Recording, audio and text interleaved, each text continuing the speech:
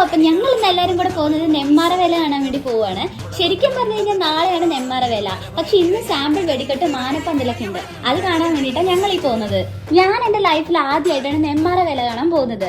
പാലക്കാട് ജനിച്ചിട്ട് നെന്മാറ വേല കണ്ടിട്ടില്ല എന്ന് പറയുകയാണെങ്കിൽ ഇതിൽ പല അപമാനം വേറെ ഒന്നുമില്ല. എല്ലാരും പറയുന്നതായിട്ടുണ്ട് തലപ്പൊക്കമുള്ള പന്തല കണ്ടെങ്കിൽ നെന്മാറ വേലയ്ക്ക് തന്നെ പോണെന്ന്.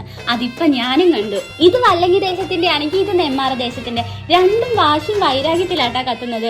ഇവിടെ എത്തിയപ്പോ എനിക്ക് വന്ന കൺഫ്യൂഷൻ ഏത് പന്തല് നോക്കി നിൽക്കണം എന്നായിരുന്നു. അത്രയ്ക്ക് അടിപൊളിയായിരുന്നു. ഇവിടെ വൈകിട്ട് തന്നെ ചെറുതായിട്ടൊരു മഴയുടെ ലക്ഷണം ഉണ്ടെങ്കിൽ പോലും അതൊന്നും വകവെക്കാതെയാണ് ഈ പാലക്കാട്ടിൽ ഇത്രയും ആൾക്കാർ ഇവിടെ നിന്ന് കൂടിയിരിക്കുന്നത്. അതിൽ നിന്ന് തന്നെ മനസ്സിലാക്കാലോ ഞങ്ങൾ ഈ പാലക്കാട്ടുകാർക്ക് ഈ വേലയും പൂരവും ഒക്കെ എത്ര വലുതാണെന്ന്. അങ്ങനെ പന്തലിന്റെ ഭംഗിയൊക്കെ ആസ്വദിച്ചു കഴിഞ്ഞപ്പോ ഞങ്ങൾ നേരെ അമ്പലത്തിലേക്ക് വിട്ടു.